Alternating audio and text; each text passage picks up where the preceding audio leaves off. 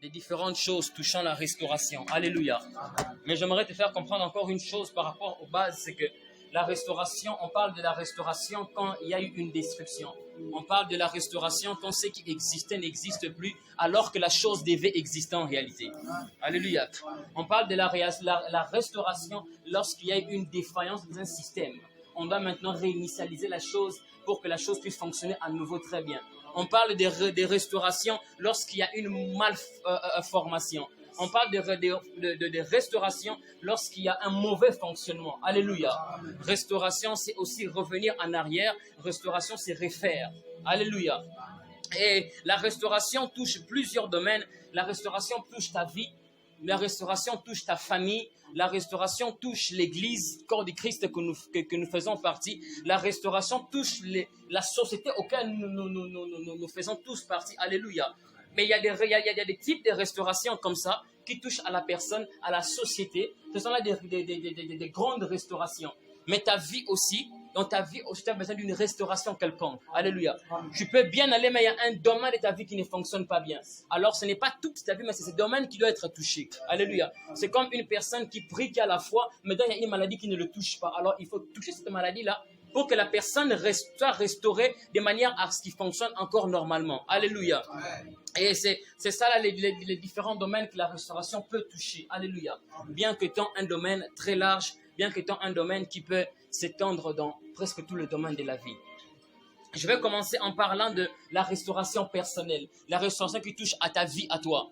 Pas d'abord de ta famille, pas d'abord de l'église, pas d'abord de la nation, mais ta restauration à toi. Alléluia. Vous savez, il y a des personnes qui vivent une vie, mais la vie qu'il est en train de vivre n'est pas celle à laquelle elle était appelée de vivre. Amen. La vie qu'elle est en train de vivre a un problème, a un retard. La vie que la personne est en train de vivre a une défaillance, a un système qu'il faut remettre à niveau. La vie que tu as a un système qui est problématique. La vie que tu as un besoin urgent de restauration.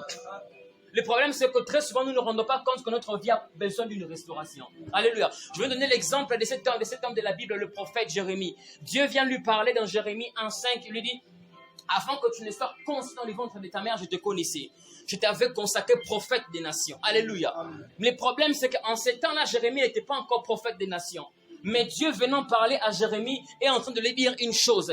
Ce que tu n'es pas encore, c'est à quoi je t'ai appelé à être. Mais ce que je viens faire en ce moment, c'est te réinitialiser. De sorte que tu commences un nouveau processus qui t'amènera à finir là où je te vois. Quelqu'un comprend ce que je suis en train de dire? La restauration nous amène au point idéal qu'il nous faut pour avancer. Quelqu'un me comprend? C'est comme dans la Bible, lorsqu'on parle à l'église d'Éphèse. La Bible est en train de dire, Dieu dit, souviens-toi là où tu es tombé. Souviens-toi là où tu es tombé. Parce que la restauration, c'est aussi faire un pas en arrière pour mieux avancer. Amen. Alléluia. C'est faire un pas en arrière pour mieux avancer. Et lorsque nous lisons Apocalypse, on nous parle de 7 églises. Ces 7 églises, toutes avaient des problèmes. À part une qui n'a pas vraiment eu de problème technique, comme on doit le dire. Mais la majeure partie de ces églises avaient des problèmes. Et ce qui les comble, c'est quoi? C'est ces églises. Les anges de ces églises ne savaient même pas eux-mêmes qu'ils avaient besoin d'une restauration. Une église qui continuait à fonctionner. Une église qui s'enrichissait. Une église qui continuait à travailler. Mais cette église avait un problème de restauration. Il fallait que cette église puisse revenir au départ, là où Dieu le voyait. Alléluia. Et c'est l'état avec l'église actuelle. Nous avons besoin d'une réinitialisation. Nous avons besoin d'une restauration, un nouveau départ, une nouvelle, une nouvelle saison qui doit s'ouvrir. Mais cela, il faut que les hommes qui sont dans cette saison puissent localiser le problème. Alléluia. Quelqu'un me comprend? Nous sommes dans une saison, dans une société, dans une église qui a besoin d'une restauration.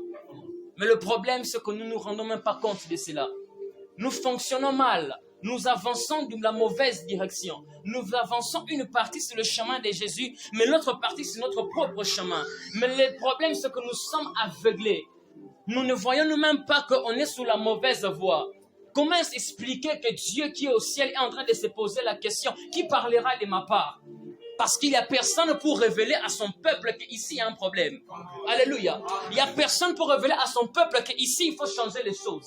Il n'y a personne pour dire à son église que la direction que vous avez prise, ce n'est pas celle à laquelle je vous attends. De même que vos vies, il y a des problèmes dans lesquels vous fonctionnez. Vous avez adopté ces problèmes. Ces problèmes sont devenus le vôtre. Mais en réalité, ces problèmes ne devaient pas être un problème adopté. Il fallait éradiquer cela.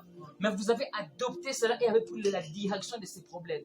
Mais Dieu m'envoie en ce jour pour dire à une personne que la direction que tu prends n'est pas celle à laquelle il te voit. Dieu m'envoie dire à une personne à ce jour que l'église, la jeunesse, la saison actuelle ne fonctionne pas telle qu'il fallait qu'elle fonctionne. Parce qu'il faut une réinitialisation, parce qu'il faut que les choses changent. Mais avant que les choses changent, on ne peut pas mettre un vin nouveau dans un vin ancien. Tu dois redevenir nouveau. Et c'est là qu'on parle de restauration. C'est là qu'on parle de faire revenir en arrière. C'est là qu'on parle de faire revenir à l'état initial. Alléluia. C'est ça la restauration. La restauration, ce n'est pas que tu commences sur le point auquel tu étais. Non. La restauration te ramène au départ. Voilà pourquoi le Christ est venu sur terre. Il n'a pas continué avec l'état qu'avait laissé notre patriarche dans les jardins. Non. Lui, lorsqu'il est venu, il a ramené l'église au départ. Il a ramené la nation, le Congo. Il a ramené le monde entier à l'état auquel Dieu l'avait créé. Alléluia. Il n'a pas continué avec l'état d'Adam. Non. Il a dit cet état c'est mauvais. Qu'est-ce qu'il faut faire? Il faut restaurer les choses. Alléluia. Il faut restaurer les choses. Et le problème c'est ça aussi. C'est que nous attendons seulement qu'une personne quitte l'extérieur pour venir restaurer. Nous-mêmes qui sommes à l'intérieur devons le faire aujourd'hui. Alléluia. Nous-mêmes devons le faire aujourd'hui. Adam a détruit. Le Christ est venu à restaurer. Le problème aujourd'hui, c'est qu'il y a tellement beaucoup de gens qui détruisent, mais peu qui ont le sens de restauration. Le problème, c'est qu'il y a beaucoup de gens qui détruisent, mais peu qui sont capables de se lever en prière et dire, Seigneur, la situation ici a traîné. Il est temps que l'église fonctionne à nouveau telle que tu la vois. Quelqu'un comprend ce que je dis? Oh, le problème, c'est qu'il y a tellement de sorciers, des occultistes, qui se lèvent chaque jour afin de détruire, mais peu de chrétiens qui se lèvent afin de restaurer. On est tellement assis sur nos propres problèmes qu'on oublie qu'il y a bien plus grand que nous. Le problème, c'est que tu oublies, c'est que si c'est le lieu auquel nous nous retrouvons, si ce lieu est abîmé, nous tous, nous sommes en mauvaise condition. Alléluia. Lorsqu'on répare ce lieu, tout le monde se met dans une bonne position. Quelqu'un me comprend? Et l'église actuelle a développé un système de restauration communautaire, un système de restauration personnelle, où nous restaurons ce qui est à nous. Nous nous battons pour ce qui est à nous. Nous voyons que ce qui est à nous. Mais le temps est venu où nous devons maintenant nous mettre ensemble. On voit des prophètes assis comme ça, non pas pour qu'ils prient pour son ministère seulement, mais pour qu'ils prient pour l'église, corps du Christ. Parce que nous faisons partie de ce corps. Alléluia. Alléluia. C'est qu'il y a une réalité avec le peuple que nous sommes. Nous sommes un peuple, mais nous sommes également un corps. Quelqu'un me comprend? La Bible est en train de parler de peuple de Dieu. Mais lorsque nous lisons encore la Bible, on définit ce peuple comme étant un seul corps. C'est-à-dire que dans la diversité définit une unité. Quelqu'un me comprend ça? Et lorsqu'il y a un problème personnel, ce problème devient aussi un problème à tout le monde. Alléluia. Mais nous commençons... Je vais parler en lingala. Nous avons maintenant un système auquel c'est que lorsque j'ai mon problème, je me refuge. Je me bats. Si j'ai un péché, mon frère m'insulte. Si j'ai un problème, si mon ministère ne fonctionne pas bien, certainement qu'il avait commis un péché, voilà pourquoi les membres l'ont fui. Alléluia. Mais ce n'est pas ça l'église que Dieu voit pour nous. J'aurais bien voulu te parler de la restauration de ta famille, mais les fardeaux qu'il y a dans mon cœur, c'est bien plus que ta famille. Alléluia. Les fardeaux qu'il y a dans mon cœur, c'est bien plus que les problèmes de santé que tu as, parce que le prophète a déjà déclaré sur ça. Alléluia. Et nous devons changer ces choses. Nous devons changer ces choses. J'aimerais dire à une personne qu'au temps auquel nous sommes, il y a un appel à la restauration. Il y a un appel urgent. Il y a un appel où Dieu est en train de se poser des questions. Qui va répondre à cet appel? Dieu a l'impression que tout le monde est focalisé sur son appel à lui-même. Mais Dieu appelle. Cet appel, ce n'est pas un appel à nous-mêmes, c'est un appel communautaire. Alléluia. Vous savez pourquoi le réveil est en train de tarder? Parce que le réveil ne vient pas par une seule personne. Le réveil, c'est un corps qui doit se réveiller. Le problème, c'est que nous voulons que les bras de l'église se réveillent. Mais si les bras de l'église se réveillent, est-ce que les bras fonctionnent sans la tête? Non. Il faut que le corps tout entier se réveille. Si nous voulons que l'église fonctionne, il faut que l'église se mette ensemble. Alléluia. Si nous voulons que cette saison, puis cette génération se réveille, il faut que la génération se mette ensemble. Alléluia. Parce que constituant un corps, si celui-ci est réveillé, celui dépend de mon corps. Celui-ci dépend de mon cœur. Celui-ci dépend de ma tête. Mes veines dépendent de mon corps, de ma tête. Alléluia. Lorsque la main est réveillée, si mon cerveau n'est pas réveillé, cela ne sert à rien du tout. Alléluia. Nous devons nous lever tous, les mains, les pieds, la jambe, la tête, afin que cela puisse se faire de manière, telle que nous l'attendons. Alléluia. Et ces personnes qui doivent répondre à l'appel, moi je les appelle les restaurateurs, les réparateurs des brèches. La Bible est en train de parler dans Ésaïe, le tien rebâtiront sur d'anciennes ruines. La Bible parle sur le tien, elle parle sur le peuple de Dieu. Il va s'adresser à Israël, qui est le peuple de Dieu. Et cette parole s'adresse aujourd'hui à nous. Quelqu'un me comprend? J'aimerais te dire que tu bâtiras sur d'anciennes ruines. J'aimerais te dire que tu relèveras dans ce type de combe. Quelqu'un me comprend? Il y a une réalité sur ce texte d'Ésaïe. La Bible déclare qu'ils rebâtiront sur d'anciennes ruines. La ruine, c'est un état de destruction progressive. Une ruine n'arrive pas en un jour. Une ruine, lorsqu'elle arrive, la ruine est un rongeur. Elle commence petit à petit. Elle ne peut pas se répandre en un jour. Déjà que la ruine elle-même, elle est déjà définie comme étant un état de destruction qui a commencé depuis longtemps. Quelqu'un me comprend? Mais malgré son état de vieillesse, la Bible a encore de parler encore sur d'anciennes ruines.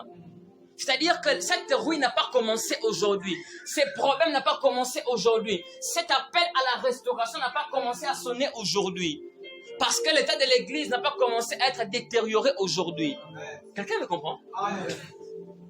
Ce sont des antiques, ce sont des anciennes ruines. Ce sont des choses qui ont été détruites depuis longtemps. Mais depuis le temps où il a été détruit, personne n'a pu répondre à cela. Est-ce que tu comprends cela?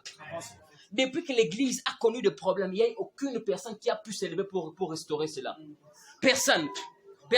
Depuis que notre patriarche Haïdi Niabala est mort, personne n'a su répondre encore à l'appel pour être un homme de réveil. Personne.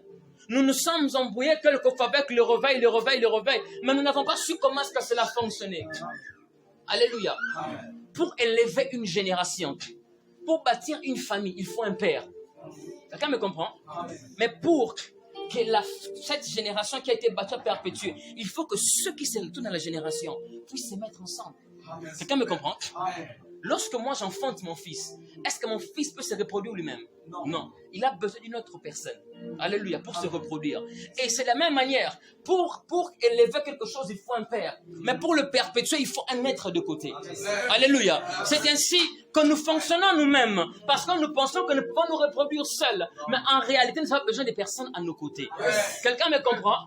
J'aime ce texte de la Bible qui est en train de dire que Dieu enverra son ange, Dieu enverra ses anges avec la trompette. Quelqu'un connaît ce texte? Dieu enverra ses anges avec la trompette. Quelqu'un me comprend? J'aime bien prendre la Bible dans ces petits détails. Dieu parle de ses anges. On parle de plusieurs anges là. Mais on parle d'une seule trompette. Je me demande comment est-ce que plusieurs sonneront une seule trompette. Où est-ce qu'ils placeront tous leur bouche? Quelqu'un me comprend? Où est-ce que toutes ces personnes placeront leur bouche parce qu'il y a une seule trompette pour plusieurs anges? Alléluia. Mais la réalité est que ces personnes qui sont appelées à être ensemble, dont il leur a été donné une seule trompette, doivent localiser que celui qui a sonné la trompette, c'est celui-ci. Quelqu'un me comprend? De la même manière qu'on a sélectionné Étienne, on a dit donc toi tu es rempli de l'esprit. On a sélectionné Étienne pour la collecte des fonds. Mais il a été retrouvé dans les champs en train de faire des miracles. Quelqu'un me comprend? Alléluia. Ce n'est pas un problème lorsque tu laisses une personne passer devant toi. Je n'ai pas de ministère à Lubumbashi, le prophète Joël Anna, le prophète Golden Allah. Nous en avons ici. Est-ce que c'est un problème? Ce n'est pas un problème. Je sers Dieu. Alléluia. Un pas en avant, ce n'est pas le problème. Nous sommes devenus tellement jaloux que nous ne voyons même pas le problème de l'Église. Qui va s'élever pour restaurer? Qui va s'élever pour répondre à l'appel de l'Église? Alléluia, alléluia. C'est ça le problème actuel. Les problèmes actuels, c'est que nous voulons tous être au devant de la scène. Les problèmes actuels, c'est que nous voulons tous être ces piliers. Ce n'est pas tout le monde qui est un pilier. Alléluia. La Bible est en train de dire que vous avez été élevés sur le fondement des apôtres et des prophètes. Mais dans la Bible, il n'y a pas que les apôtres et les prophètes, il y a aussi les juges. Mais eux ne sont pas des fondements. Quelqu'un me comprend? Il y a les apôtres et les prophètes qui sont des piliers. Les juges n'est pas un pilier, le roi n'est pas un pilier, c'est le prophète et c'est l'apôtre. Alléluia. Le problème avec l'église actuelle, c'est quoi? C'est que tellement de personnes, comme ici, le ministère de Dieu est un jeu, tu vois. Je ne suis pas appelé Jean. C'est pas ça le problème, c'est ça le problème actuellement. Tu n'es pas appelé, tu veux bâtir ce que tu n'es pas appelé à bâtir. Voilà pourquoi nous faisons mal les choses. Alléluia. C'est le prophète sur qui est bâtie l'église. C'est l'apôtre sur qui est bâtie l'église. Alléluia. C'est sur ces deux personnes qui constituent le pilier de l'église. Mais dans la Bible, il y a tellement de gens. Nous allons voir des rois. Nous allons voir nos patriarches. Abraham était un prophète, même si cela a été de la Bible qu'une seule fois. Alléluia. Il est un prophète et sur lui l'église est bâtie parce qu'il est le père de la foi. Alléluia. Alléluia. Mais nulle part on a vu ses descendants aussi être appelés prophètes comme ça. Non. Ce n'est pas parce que mon père est prophète que je suis prophète officiellement. Alléluia. Il est temps de se localiser. Ce qui crée ces problèmes, ce qui crée en sorte qu'aujourd'hui on a besoin aussi de restauration, c'est que nous ne savons même plus à quoi est-ce que Dieu nous attend. Nous ne savons même plus où est-ce que notre place. Moi je devais être, je suis là-bas. Toi tu devais être, tu es là-bas. Alors qu'est-ce qu'il faut faire? Il faut redéfinir les choses. C'est ça la restauration. Alléluia. Remettre chaque chose à sa place pour un nouveau départ. Alléluia. Alléluia. C'est ça aussi, il y a un jeu qu'on appelle le puzzle. Le puzzle, c'est remettre chaque pièce à sa place. Vous voyez, il y a un désordre, mais tu le remets à sa place, la forme qu'il avait selon les modèles. C'est comme quand tu joues au puzzle. Il y a une photo qui t'est présentée. Et il y a des pièces qui sont éparpillées. Ce que tu dois faire, c'est que tu regardes la photo et puis tu restaures dans les puzzles.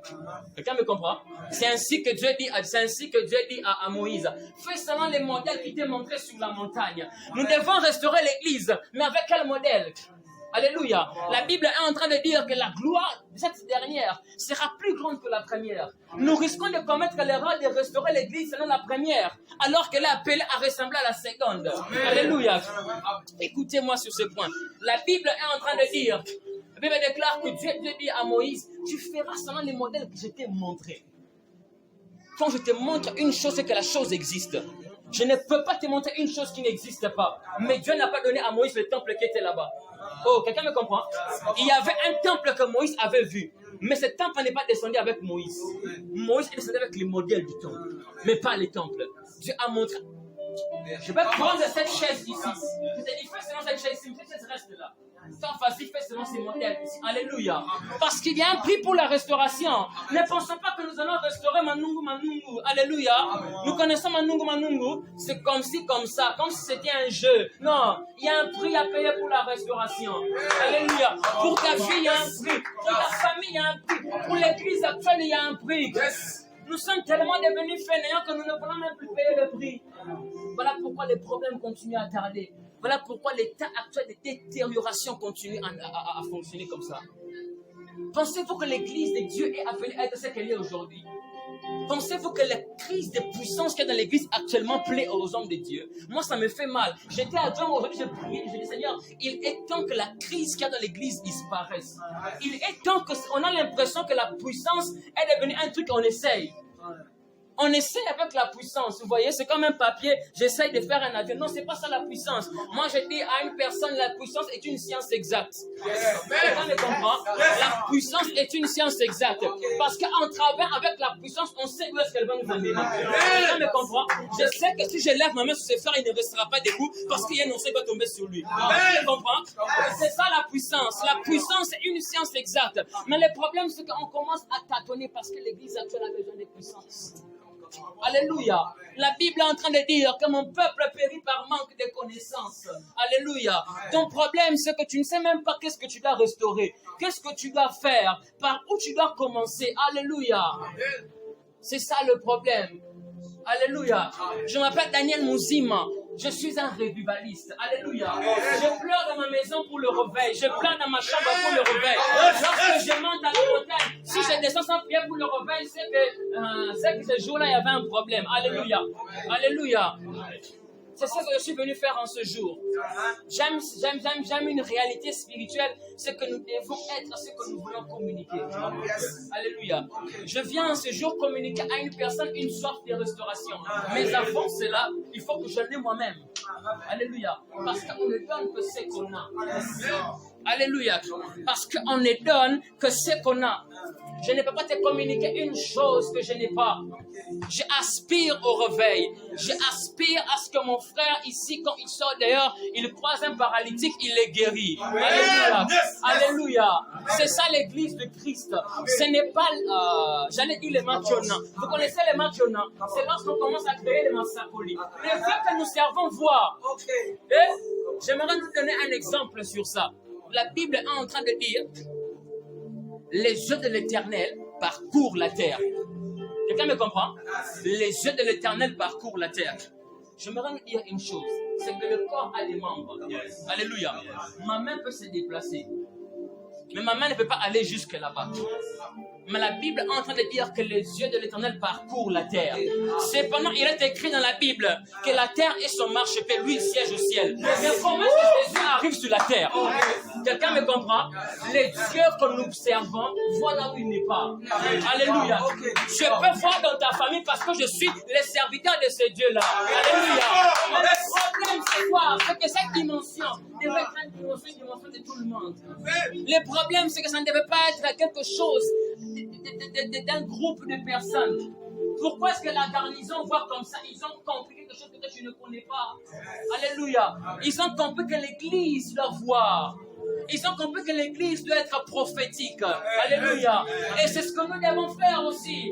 Nous allons prier non pas seulement pour nos vies, mais prier pour l'église du Congo. Alléluia. On est au Katanga, mais nous sommes Congolais. Alléluia.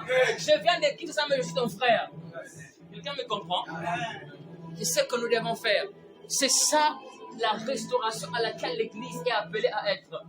L'église n'est pas appelée à être influencée. L'église est un lieu de décision. Lorsqu'on a, Christ a appelé église, les prophètes connaissent. Ça veut dire ecclésia. Ecclésia, c'est la... Oh, quelqu'un me comprend? Ecclésia, c'est les lieux où les décisions sont prises. Alléluia. C'est les lieux où sont promulguées les lois. C'est les lieux... Oh. À l'Assemblée, on peut destituer le président. Il fait une faute, on le destitue. Et l'église est appelée ecclésia, qui est l'Assemblée. Alléluia. C'est-à-dire que quand il y a une personne qui commence à nous menacer, qu'est-ce qu'on fait? On déclare que c'est fini. La personne est finie. Alléluia. L'église a tellement perdu c'est à quoi elle était avant qu'on ne s'en rend même pas compte. Alléluia. Il y a eu tellement d'Adam en cette génération, tellement d'Adam, tellement d'Ève, qu'ils ont tellement détruit. Ils ont touché ce qu'il ne fallait pas toucher. Ils ont détruit l'autel de Dieu. Ils ont amené au devant de Dieu des sacrifices mauvais, des sacrifices étrangers. Ils ont amené au devant de Dieu ce qu'il ne fallait pas amener. L'autel est détruit. Alléluia. Voilà pourquoi tous ces problèmes. Quelqu'un me comprend? Quelqu'un me comprend? La Bible est en train de dire que cette femme, lorsqu'elle a enfanté son enfant, elle a dit à son enfant, je le donne le nom de Ichabod. Pourquoi? Parce que l'arche a été ravie. Parce que la gloire a été ravie. Alléluia. Et lorsque la gloire a été ravie, Israël, qui était une nation forte, est devenue une nation faible. Quelqu'un me comprend? Tout ça parce que ce qui faisait la force est parti. Alléluia. Et la restauration, c'est aussi ramener ce qui était parti. Ramener ce qui a été perdu. Quelqu'un me comprend? C'est ça aussi la restauration. Mais écoute une chose avec l'arche qui a été ravie. L'arche qui est l'image de la gloire de Dieu. Lorsqu'elle s'est retrouvée dans le temple de Dagon, chez les Philistins, qu'est-ce qui se passe? On vient le matin, on retrouve Dagon qui a fléchi devant l'arche. Je te pose une question. Dagon est une statue qui est faite en pierre. Je peux fléchir mes genoux parce que j'ai des muscles. Mais c'est mieux, on ne peut pas fléchir. Alléluia. Mais on retrouve une statue qui a fléchi. Alléluia. Alléluia. Je te donne une illustration de la gloire que nous avons perdue. Elle est capable de modifier l'état des choses. Alléluia. Ce que nous avons perdu, nous, Église, cette chose est capable de modifier l'état naturel des choses. Tu me comprends? Ce que tu as perdu est capable d'amener ce que tu cherches. Alléluia.